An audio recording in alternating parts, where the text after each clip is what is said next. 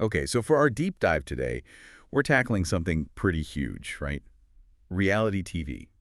It's everywhere. It really is. And we're trying to cut through that, the whole guilty pleasure label people slap on it. Exactly. Because it's actually, well, it's kind of a powerful mirror, isn't it? Yeah. Reflecting social stuff, cultural changes. Definitely. So our mission today is to take this big pile of sources we've gathered, academic critiques, stories about shows maturing in ways you wouldn't expect, and even some, frankly, pretty disturbing history, and really unpack what it all tells us about us. It's this weird cultural force, reality TV. People dismiss it, but then it shapes so much, reflects our views on, I don't know, spectacle, knowledge. Voyeurism, absolutely. And the scope we're covering is pretty wide. We're going from, like, the Jersey Shore beach house. Yeah, Seaside Heights. All the way to, say, academic critiques of The Amazing Race and how it frames the world, maybe even pushing a certain U.S.-centric view. Like global dominance angle. Even while it's celebrating travel, it's fascinating stuff. Yeah.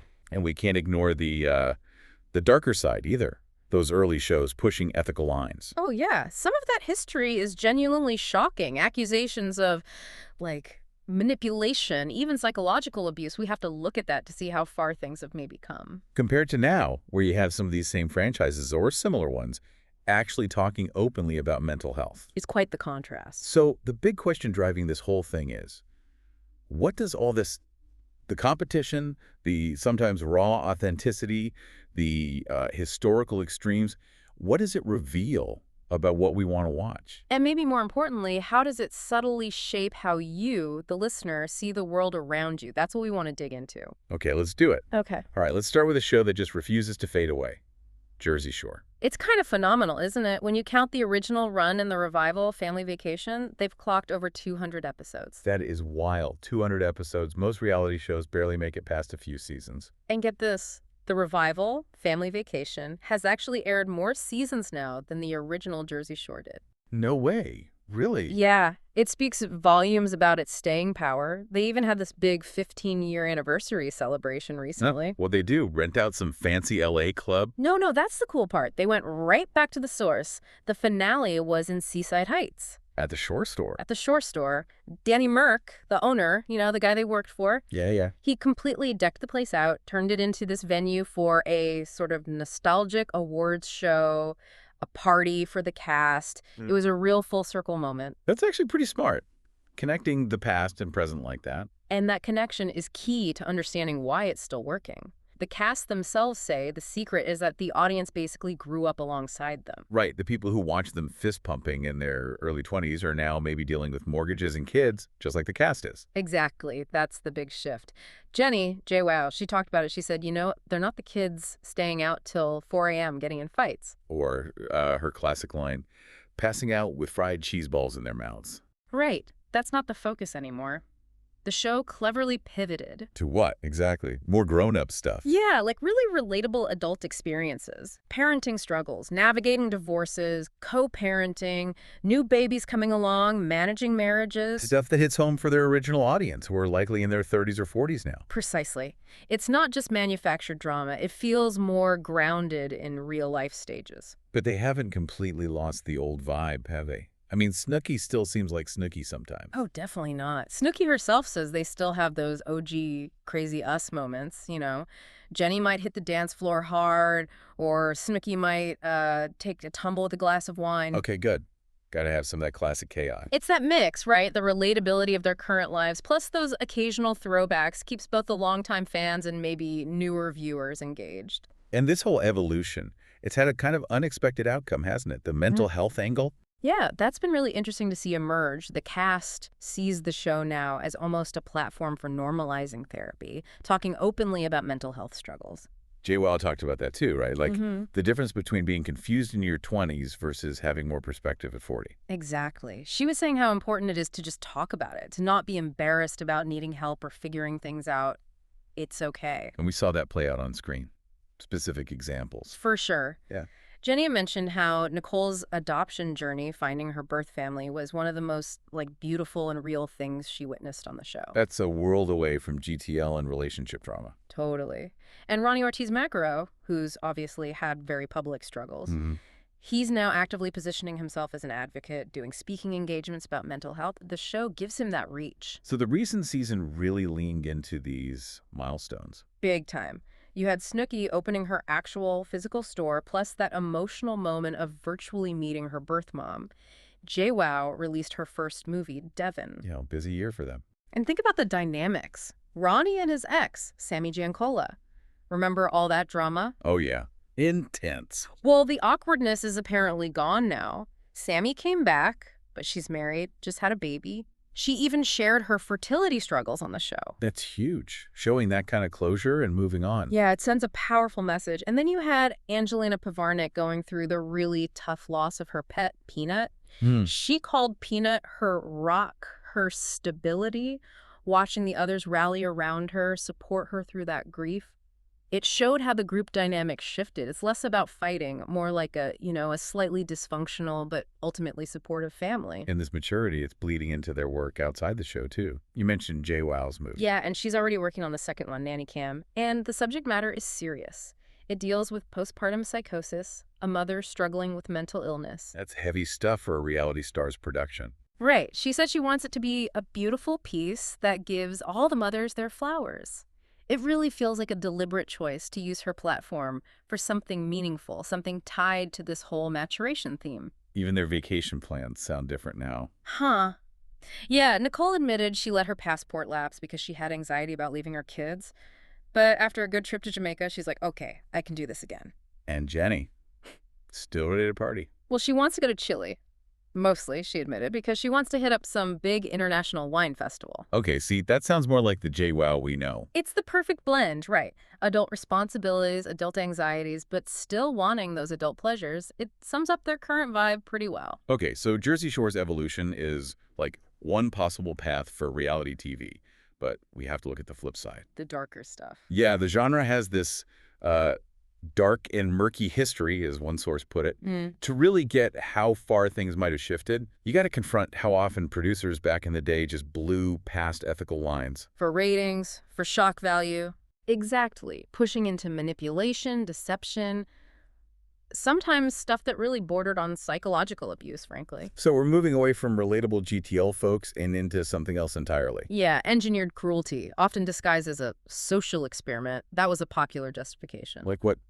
Give me an example. Okay, remember a show called Shattered? It was on Channel 4 in the UK back in 2004. Vaguely. What was the premise again? Simple but brutal. Stay awake for 7 straight days. The prize was £100,000. 7 days. That's dangerous. Extremely. And the rules were designed to maximize the pain. If your eyes closed for more than 10 seconds, boom, £1,000 docked from the prize pool. Oh, man. So they were financially penalized for a basic biological need. And the producers weren't just passively watching. They actively tried to make them fail with these things called you snooze, you lose tasks. Like what kind of tasks? Stuff perfectly designed to make you nod off. Watching paint dry, cuddling soft toys in a warm, comfy room. It was calculated sleep deprivation for entertainment. Did experts weigh in at the time? Oh, yeah. Health professionals called it misconceived and dangerous. They pointed to cases like that American DJ, Peter Tripp, back in the 50s. Who stayed awake for like 200 hours and had a breakdown. Exactly. Shattered gave contestants a controlled hour of sleep a day, supposedly for safety, but still, major counseling bodies condemned it as irresponsible. Wow. Okay, what else? Then there was Solitary, ran on FOX here in the U.S. from 2006 to 2010. This one was all about isolation and psychological endurance. What'll be that? Contestants were locked in the small, windowless, octagonal box. No clocks, no human contact, except through an AI bot called Val. And they weren't even called by name, just their number. Seriously? Yeah. An AI bot? Yep. And Val controlled everything. Temperature, light, food rations, even when they could use the bathroom. Total sensory control and deprivation. That sounds like something out of a sci-fi horror movie. Pretty much. Plus physical endurance tests, like sleeping on uncomfortable rods and being blasted with loud, annoying noises, all designed to just break them down. Again, for ratings, watching people crack under pressure. That's the uncomfortable truth of it. But maybe the most globally notorious example of this kind of extreme stuff came from Japan. Oh? A show called Susunu, Denpa Shonen, ran from 98 to 2002.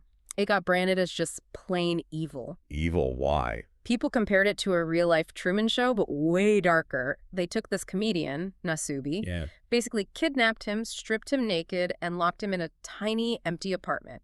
No food, no clothes, nothing. What? How was he supposed to survive? His only way to get anything food, clothes, supplies was by entering magazine sweepstakes and winning stuff. You're kidding. Sweepstakes. Not kidding. Sometimes all he'd win was like dog food or a bag of uncooked rice, and maybe the grimmest detail. He apparently went 10 months without winning any toilet paper. Oh my God, that's inhumane. And the truly messed up part, he had no idea he was being live-streamed 24/7. His suffering was broadcast to millions, up to 15 million viewers at its peak. He didn't know. For how long? About a year. He thought the only way out was to win prizes totaling a certain amount. They even added mocking graphics and sounds to his stream, just pure exploitation. That's beyond dark. Okay. Okay, moving to relationship shows. Did they get ugly too? Oh, yeah. Deception was a big tool there, remember? There's something about Miriam. Sky One in the UK, 2004. I think I remember the controversy. That was the one with the twist ending, right? The cruelest kind of gotcha moment. 6 guys competing for the affection of this gorgeous model, Miriam Rivera. They wine her, dine her, try win her over. And then? In the finale, live, she reveals she's transgender. Right. I remember the fallout. The sources really emphasize how little regard the show seemed to have for Miriam's own well-being in all this. The winner felt totally deceived, understandably, and horribly, some of the men reportedly laughed when she revealed it. That's awful. What happened to her? Tragically, Miriam largely retreated from public life and died in 2019, an apparent suicide. She was only 38. It really underscores the potential human cost of that kind of cynical television. God, yeah. Any other examples of that kind of bait and switch? Fox tried something similar, though less devastating, with I Want to Marry Harry in 2014. Oh, I remember this one. They tricked women into thinking they were dating Prince Harry. Yep. 12 American women flown to a castle competing for a guy they were totally led to believe was the actual Prince Harry. But he was just some look-alike dude. Exactly, Matthew Hicks. They pulled out all the stops, helicopters, fake bodyguards, even photoshopped pictures to sell the illusion. What did people call it? Manicured catfishing. That's the term. Critics ripped it apart. It got canceled super fast in the US, only aired like 4 episodes, just seen as completely cynical. Okay, one more.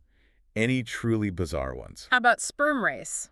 German TV, 2005. Sperm race. Please tell me that's not literal. Oh, it was pretty literal. Apparently, amid concerns about falling birth rates in Germany, Okay. they had men compete based on the speed of their sperm, like scientifically observed using chemical signals to guide them towards an egg in a lab setting. What? And the prize was? Yeah. You race your sperm, you win a Porsche. That's something else. Producers tried to spin it as, scientific and moral, raising awareness. They stressed no human eggs were used. It was just testing motility. But still. Yeah, the public reaction was pretty much what you'd expect, seen as just an absurd, desperate grab for shock value. A real low point. Yeah. All right, so shifting gears quite a bit, let's talk about The Amazing Race, or TAR. Okay, yeah. Compared to Sperm Race, Tar feels pretty wholesome, right? Polished, celebrates travel. On the surface, absolutely, and it's incredibly successful. But there's this really interesting academic critique that argues TAR is actually doing 2 powerful, kind of contradictory things at the same time. 2 things, like what? Okay, ideology number 1 is the obvious one. It glorifies global travel. It definitely encourages Americans to get out and see the world. You see that with the contestants, right? They're always yelling, "Woo! Africa, here we come," or something. Exactly, that genuine enthusiasm. And they often express real appreciation for natural beauty. Looking at a landscape in Tanzania and calling it once in a lifetime. And they engage with local culture sometimes, too, don't they? They do. They'll thank, say, the Maasai tribe for letting them participate in a ritual, framing it as experiencing the real culture. Travel itself is presented as life-changing, even relationship-mending. Like that mother-daughter team you mentioned from season 1, saying it opened a new door for them. Precisely. That's the positive surface-level message. Travel is good, transformative.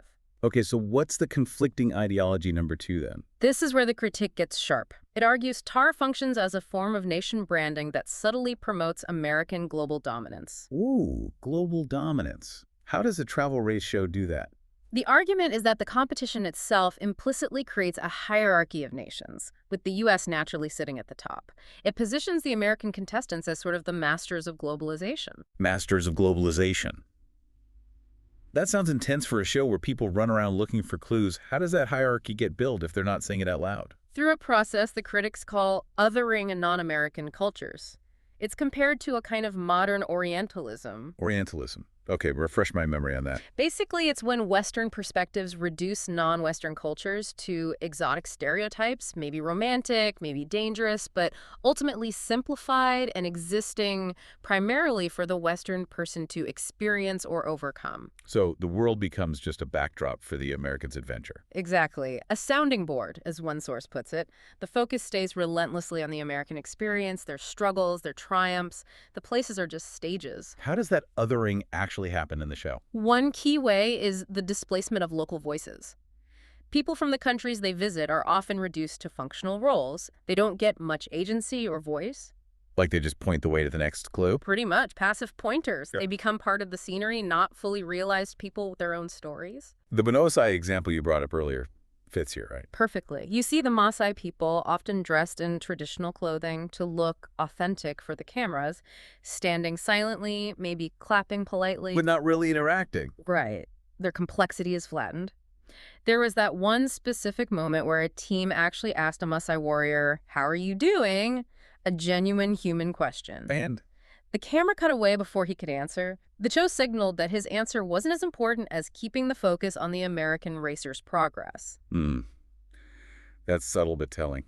And think about the pit stop, the end of every leg. Yeah, Phil Keoghan greets them, usually with a local person standing there. Exactly. A local person, often in traditional dress, says welcome in their language. And that's usually it for them. They don't need to talk about the leg or their culture or anything. Nope. Phil takes over immediately, recaps the race, talks to the team. The local person is just a visual element, a greeter, never really invited into the core narrative. So, the argument is that by literally sidelining the locals, the show reinforces the idea that the American host and contestants are the main characters, the ones in charge. That's the core of the critique, yeah. The local becomes a prop, not a participant. And this control extends to how places are portrayed. How so? Social codes and stereotypes get reinforced. Certain non-American places are framed as inherently dangerous, chaotic, and unpredictable for the American travelers. You mentioned India. Yeah, a voiceover in season 1 described the streets of India as chaotic and a challenge. The implication is that the American norm is orderly and everywhere else is difficult, maybe even a bit threatening. It sets up the U.S. as the standard. So understanding that ideological layer makes the actual production of The Amazing Race even more interesting. Because despite how spontaneous it looks... Yeah, running through foreign cities, hailing cabs. It's actually this incredibly tightly controlled logistical beast. A miracle of planning, really. The timeline alone is nuts. How long do they actually film for? Get this. A whole 12-episode season, spanning multiple countries, is filmed in just 21 days. 3 weeks. For the entire season. Yep. After months and months of pre-planning, of course. But the actual race, super compressed. That speed dictates almost everything you see. Including how much the host interacts with teams. For sure. Phil Keoghan himself has said that because they're moving so fast, he basically only sees the teams at the pit stop check-ins. He's running his own parallel race just to get there ahead of him. And he's not immune to the chaos either. Didn't he get stuck somewhere once? He did. He almost missed a pit stop because he got detained overnight by immigration in Ukraine. Some paperwork issue. It shows how intense the logistics are, even for the host. Okay, what about the racers? What constraints are they under? Packing must be a nightmare. Totally. They aren't told specifically what to pack, so they have to guess, right? Bring enough for freezing cold and tropical heat, plus gear for weird tasks, but not so much stuff that it slows them down carrying it all. It's a huge strategic element before they even start. And they have to keep it secret while filming. Absolutely. Strict instructions. If fans or curious locals ask what they're doing, they have to lie. Say it's a documentary or something. Can't give away the race. Do they get any help with cultural stuff, like what to wear or say? Yeah, they actually get a cheat sheet before each leg. It details things like acceptable clothing, maybe a few key local phrases, basically how to not cause offense. Smart. One former racer mentioned they were specifically warned that Americans weren't always well received in Bangladesh, so they had to be extra careful. It adds this whole layer of mental stress. Okay, let's talk rules. The famous one is the 20-foot rule, right? Yep. Team members have to stay within 20 feet of each other pretty much all the time. The only exception is if a specific task, like a roadblock, forces one person to go off alone. Why that rule? Is it about teamwork? Not really, no. It's purely for production. It makes it easier for the camera crew who are running right alongside them to keep both teammates in the shot. Oh, okay. Yeah. But it must create tension, right? You can't split up to be more efficient. Exactly. One person can't grab a taxi while the other reads the clue. They have to stick together, which often leads to arguments and drama when they disagree on strategy. So a production rule creates reality TV conflict. And the crew. They travel with the teams. Each team has a dedicated two-person crew, usually camera and sound. And here's a huge constraint. When teams book travel flights, trains, whatever they have, to get tickets not just for themselves, but for their specific crew members too. Wait, so they can find seats for themselves, but if the crew seats aren't available on that same flight or train? They have to wait. They cannot leave until the entire unit, racers and crew, has confirmed tickets. That could cost them hours, or even the whole race. Absolutely, it's happened. A team finds the perfect connection, but they're stuck because the production crew can't get on. It shows how the needs of filming directly impact the competition's outcome. So it's not always just about being the fastest or smartest racer. Logistics play a massive role. And even simple things like talking to a local for directions. Yeah. What about that? If a team wants to ask a local something on camera, they have to wait for the sound guy to get that person to sign a release form first. Explaining the show, getting the signature. It all takes time they might not have. Man, that adds so much hidden pressure. Are there any measures to make it seem fair, despite all this? Yeah, they do have some fairness protocols. Teams can get time credits if they're delayed by something truly outside their control. Like what? Severe weather grounding flights, a major mechanical breakdown on required transport, sometimes even airline booking errors that weren't the team's fault. They try to compensate for pure bad luck or logistical failures that aren't part of the game. Okay, so they try to balance the production needs with keeping the competition element alive. They try. But those production constraints are always there, fundamentally shaping what you see. Which brings us to the latest season, The Amazing Race 38. And this one is different. Really different. Oh yeah, the subtitle is European Adventure, but the big headline is the cast. It's a full Big Brother takeover. Every single team consists of a former Big Brother house guest racing with a loved one, a friend, family member, partner who wasn't on Big Brother. A whole cast of BB alumni. Has that ever happened before? Never. It's a first. Right. I mean, BB folks have crossed over to TAR plenty of times, going way back to Allison Irwin from BB4 on TAR 5. Right, and some have done really well. Didn't a couple of BB showmances actually win TAR? Yep. Cody Nixon and Jessica Graff won season 30, and more recently, Derek Shao and Claire Reefus won season 34, and Rachel Riley competed 3 separate times. Okay, so there's precedent.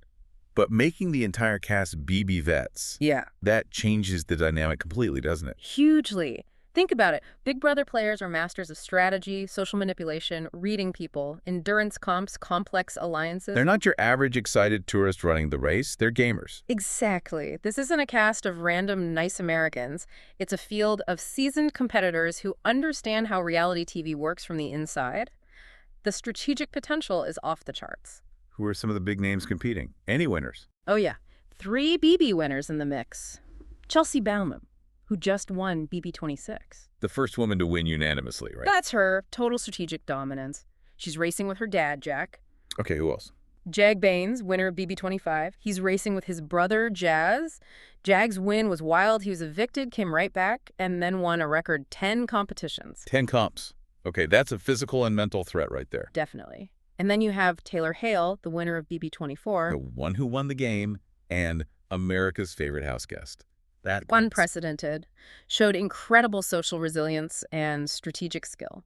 She's racing with her partner, Kylan Young, who is on BB23. Kylan from the Cookout Alliance, so they're a power couple. You bet.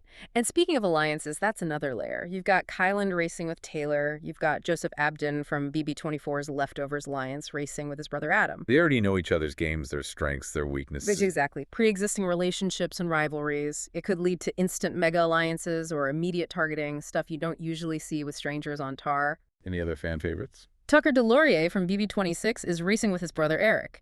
Tucker's the guy who won America's Favorite, even though he was the first one voted out. Shows his connection with the audience. Wow. Enzo Palumbo. Mr. Meow Meow! He's back! Racing with his brother Jack. Enzo made it to Final 2 twice, on BB12 and BB22, plus Matt Turner from BB24 with his wife Megan, Rubina Bernabe from BB26 with her sister. It's a stacked cast for BB fans. Okay, so the casting is huge. What about the race itself? Where did they go?